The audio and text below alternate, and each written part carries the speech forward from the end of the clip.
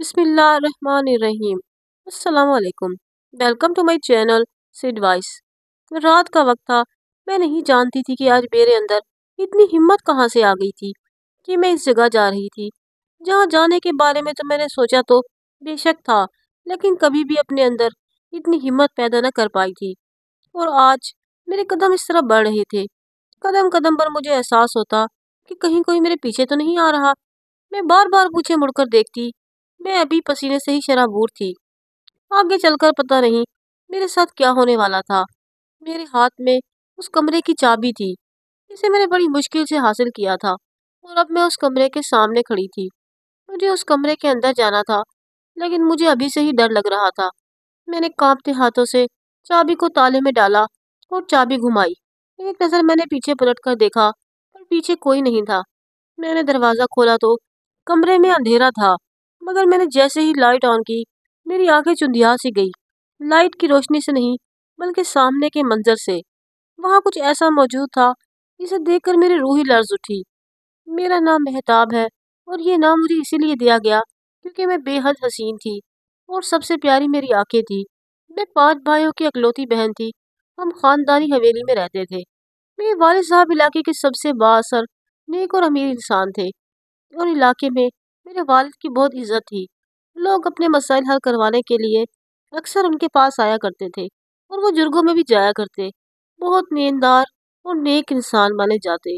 میرے 5 بھائیوں کو میرے والد صاحب نے ملک سے باہر بھیج دیا تھا، کیونکہ ہمارے خاندان میں لڑکے تعلیم حاصل کرنے کے لیے ملک سے اکثر باہر جاتے تھے، جبکہ لڑکیوں کی تعلیم گھر پر ہی کروائی جاتی۔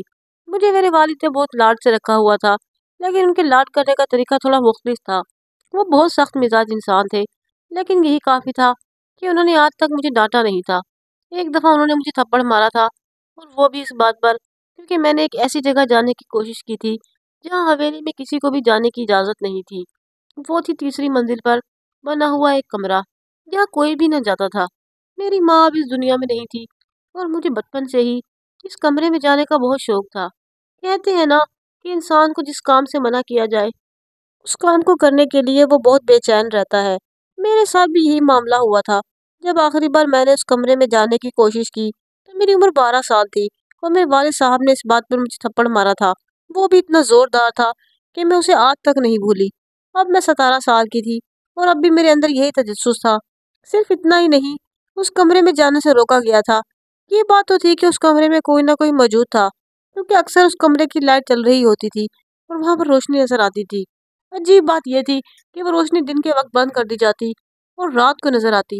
ایک دن میں نے دیکھا کہ ساری حویلی میں سب نے کھانا کھا لیا، اور جو کھانا بچ گیا وہ میں نے خود ملازمہ کے سر پر کھڑے ہو کر فریج میں رکھوا دیا، اور صبح کھانا پھر اس سے غائب تھا۔ ہمارے گھر میں اس طرح کھانے پینے کی چیزیں غائب ہو جاتی تھی کیونکہ اب اس گھر میں ہی خاتون باقی تھی، اس لیے ان تمام معاملات پر میری نظر ہوتی تھی۔ ایک دن تو میں نے کچھ بہت ہی عجیب دیکھا۔ میں نے دیکھا کہ ابا اس تیسری منزل سے نیچے آ رہے تھے، اور اس منزل کی حالت تقریباً کھنڈر جیسی بن چکی تھی، کیونکہ وہاں نہ تو رہائش تھی اور نہ ہی وہاں کی صفائی کروائی جاتی۔ پھر ابا اس منزل پہ کیا کرنے گئے تھے؟ اس بات کی زیر اثر آ کر اگلی رات میں نے ابا کی نگرانی میں یہی دیکھنا چاہتی تھی کہ وہ تیسری منزل پر جاتے ہیں یا نہیں، پر وہ 2-3 دن وہاں نہیں گئے۔ پھر ایک دن میں نے ان کو اس طرف جاتے ہوئے دیکھ لیا۔ اس دن میں نے یہ بھی دیکھا کہ اس کمرے کی چابی میرے ابا کے پاس تھی۔ انہوں نے بہت احتیاط سے دروازہ کھولا، اور میں اس دن بہت ڈری ہوئی تھی کیونکہ میں وہاں موجود تھی۔ دروازہ کھولا تو اس کمرے میں بہت اندھیرا تھا۔ یہ تو طے تھا کہ کمرہ بہت بڑا تھا۔ میرے ابا نے کمرے میں لائٹ آن نہیں کی، بلکہ پہلے دروازہ بند کر دیا، اس کے بعد لائٹ آن کی۔ جیسے ہی میں یہ دیکھ پائی اندر کون ہے، ابا اس کمرے میں 4 گھنٹے تک تھے، اور 4 گھنٹے بعد صبح اذان ہونے کو تھی۔ ابا اس کمرے سے نکل کر اپنے کمرے میں چلے گئے، اور کمرے کو سر سے لے کر پاؤں تک پھر سے تجسس میں آ گئی۔ وہاں 4 گھنٹے تک ابا کا کیا کام تھا؟ بھلا ایک خالی کمرے میں 4 گھنٹے کوئی کیا کر سکتا ہے؟ میں نے ارادہ کر لیا کہ میں یہ جان کر ہی رہوں گی کہ اس کمرے میں کون ہے، لیکن اس کے لیے مجھے سب سے پہلے اس کمرے کی چابی حاصل کرنی تھی، اور یہ کام بہت مشکل تھا۔ میں نے چابی چوری کرنے کا پلان نہیں بنایا، بلکہ اس کا نشان ایک صابن کے ٹکڑے پر لیا، اور حویلی کی سب سے بھروسے مند ملازمہ سے کہا کہ وہ یہ چابی بنوا کر لائے۔ 1 ہفتے تک چابی میرے ہاتھ میں آ چکی تھی، جو بالکل اس کی نقل تھی جو چابی ابا کے پاس تھی۔ قسمت سے ابا رات کے لیے کہیں گئے تھے، اور مجھے بتا کر گئے تھے कि वो रात को घर नहीं आएंगे, इसलिए मुझे ये आज रात ही करना था। मैं डरी तो हुई थी, पर मैंने इरादा कर लिया, क्योंकि आज की रात ही मेरे पास मौका था। रात का वक्त था। मैं नहीं जानती थी कि आज मेरे अंदर इतनी हिम्मत कहाँ से आ गई थी कि मैं उस जगह जा रही थी जहाँ जाने के बारे में मैंने सोचा तो था, लेकिन कभी अपने अंदर इतनी हिम्मत नहीं पैदा कर पाई। और आज मेरे कदम उसी तरफ बढ़ रहे थे। कदम कदम पर मुझे एहसास होता कि कहीं कोई मेरे पीछे तो नहीं आ रहा। मैं बार बार पीछे मुड़ के देखती। मैं अभी से ही पसीने से शराबूर थी। आगे चलकर पता नहीं मेरे साथ क्या होने वाला था। मैंने उस कमरे की चाबी को भी बड़ी मुश्किल से हासिल किया था और अब इस कमरे के सामने खड़ी थी। मुझे उस कमरे के अंदर जाना था, लेकिन मुझे अभी से ही डर लग रहा था। मैंने कांपते हाथों से चाबी को ताले में डाला और चाबी घुमाई। एक नज़र मैंने पीछे पलटकर देखा, पर पीछे कोई नहीं था। इतना तो मैं जानती थी कि अगर मैं आज पकड़ी गई और अब्बा ने मुझे यहाँ देख लिया, तो सिर्फ थप्पड़ से काम नहीं चलेगा। शायद वो मुझे भी हवेली के किसी कमरे में बंद कर देंगे। मैंने दरवाज़ा खोला तो कमरे में अंधेरा था। मैंने जैसे ही लाइट ऑन की तो मेरी आंखें चुंधिया गई। लाइट की रोशनी से नहीं, बल्कि सामने का मंजर देखकर, क्योंकि वहां कुछ ऐसा मौजूद था कि जिसे देखकर मेरी रूह ही लर्ज उठी थी। मेरी सोच उस तक कभी गई ही नहीं थी कि इस कमरे में क्या हो सकता था। उस कमरे में 5 औरतें कैद थी, जिसमें से एक औरत बहुत बूढ़ी लग रही थी और 4 औरतें तकरीबन मेरे उम्र के ही आसपास होंगी और 4 लड़कियां शायद मुझसे कुछ साल बड़ी या कुछ साल छोटी थीं। उनकी हालत बहुत बुरी थी। उनके कपड़े फटे पुराने और उनके सोने के लिए कमरे में सिर्फ एक चटाई थी, जिस पर तकिए भी न रखे गए थे। कमरे को शायद वो खुद ही थोड़ा बहुत साफ करती थी, लेकिन कभी भी इस कमरे को पानी से धोया नहीं गया था। उसकी वजह से वहाँ एक अजीब सी बू आ रही थी। वो औरतें कम और रूहें ज्यादा लग रही थी, क्योंकि उनकी हालत इस कदर अबतर थी कि अभी मैं खड़ी हैरान होकर उनको देख ही रही थी कि उनमें जो बूढ़ी औरत थी वो आकर मेरे गले लग गई और मुझे पागलों की तरह खुद में समाने लगी। मैं उसकी इस हरकत से डर गई। चूंकि मैं उसकी इस हरकत की वजह नहीं जानती थी, तो मैं उसे खुद से दूर करने लगी और उसे धक्का देकर पूछने लगी, कौन हो तुम? तुम्हें यहाँ किसने कैद किया है? तुम सब जल्दी बताओ। मुझे, मैं खुद बहुत डरी हुई हूँ, लेकिन मैं ये जानना चाहती हूँ कि वो सब कौन थी। उन्होंने मेरे सवाल का जवाब न दिया, बल्कि आपस में बातें करने लगी। एक लड़की ने उस बूढ़ी औरत को कहा कि आपको क्या हो गया है? क्या आप इस लड़की को जानती है? तो वो बूढ़ी औरत रोने लगी और कहने लगी कि ये तो मेरी मेहताब है, मैं इसे कैसे नहीं पहचानूंगी। ये बात सुनकर वो और 4 लड़कियां भी बहुत ज्यादा हैरान और परेशान लग रही थी। वो बूढ़ी औरत बहुत ज्यादा रो रही थी। रोते रोते कहने लगी कि मैं तेरी माँ हूँ मेहताब, मेरे पास आ जा, मैं तेरी माँ हूँ। मैं जानती थी कि वो मेरी माँ नहीं है। मेरी माँ का नाम तो आलिया था, जिनकी तस्वीर भी मैंने देखी थी। वो 15 साल तक मैं उनके साथ ही रही थी। जब मैं 15 साल की हुई तो आलिया बीबी, यानी मेरी माँ, इस दुनिया से चली गई थी। ये औरत मेरी माँ कैसे हो सकती थी? मैंने तो उसे आज से पहले कभी नहीं देखा था। लड़कियां उस औरत को अपनी माँ कह रही थी और वो औरत मुझे अपनी बेटी कह रही थी। बात कुछ समझ नहीं आ रही थी। वो औरत रोते रोते बार बार मुझे अपनी तरफ बुलाती और कभी मेरी तरफ बढ़ने की कोशिश करती। मैं झुंझला सी गई और चिल्ला कर पूछा कि तुम सब कौन हो और यहाँ क्या कर रही हो? तो वो औरत मुझे बताने लगी कि वो कौन है।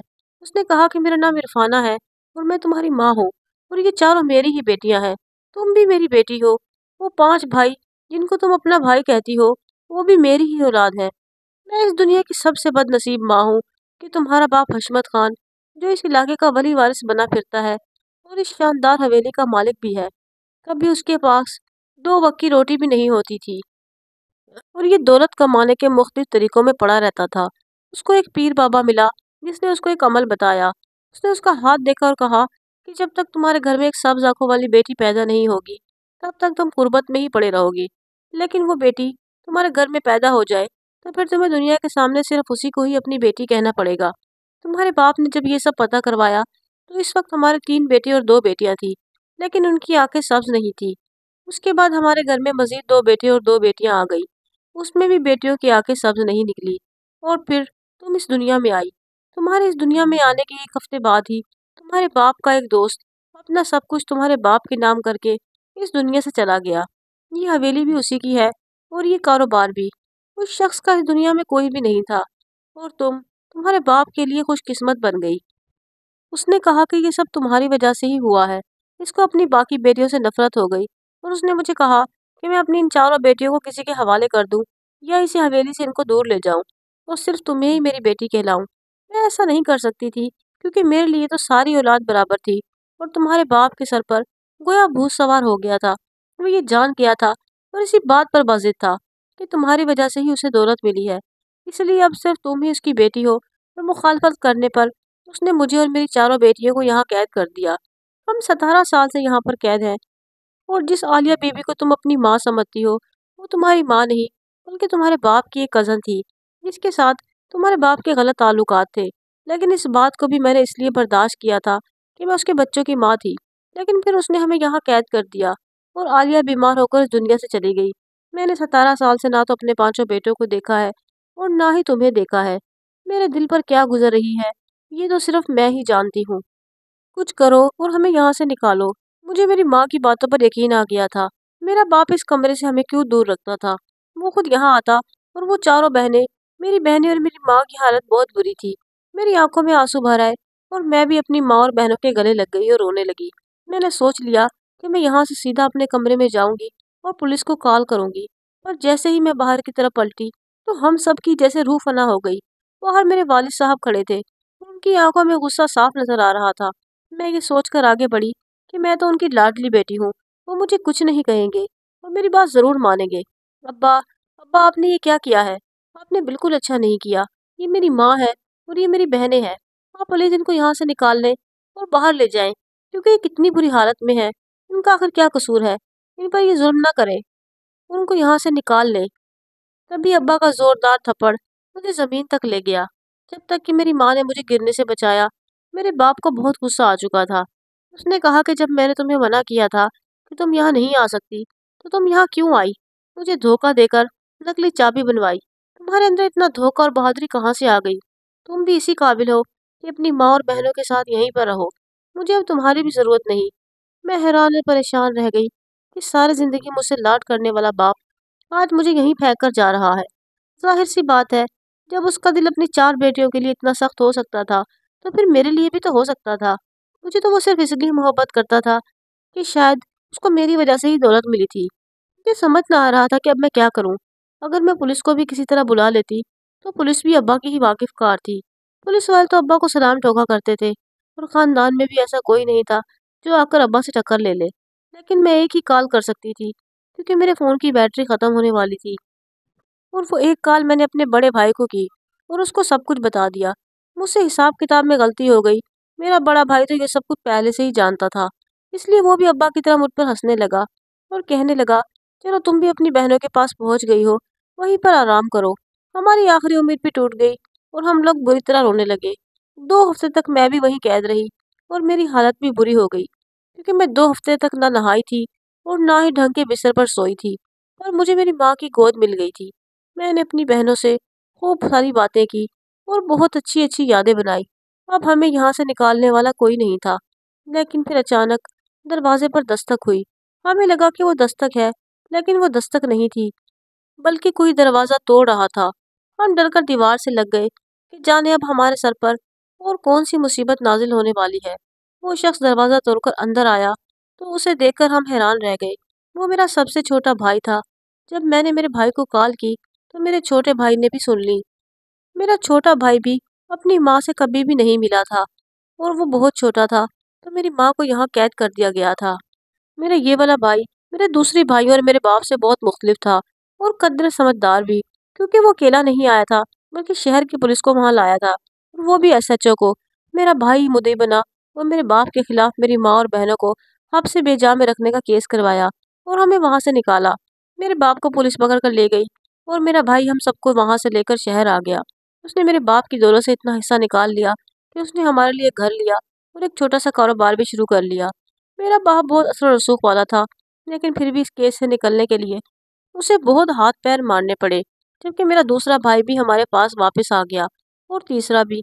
अब हम 3 भाई और 5 बहनें साथ रहते हैं। मेरी अम्मी दुआ करती हैं कि मेरे दोनों भाइयों को भी अल्लाह हिदायत दे और वो भी हमारे पास लौट आए, हमारी ज़िंदगी पहले से बेहतर हो और हम लोग एक साथ अपनी अच्छे तरीके से ज़िंदगी गुजारें। मुझे उम्मीद है कि आपको कहानी ज़रूर पसंद आई होगी। मेरे चैनल को लाइक, शेयर और सब्सक्राइब ज़रूर करें।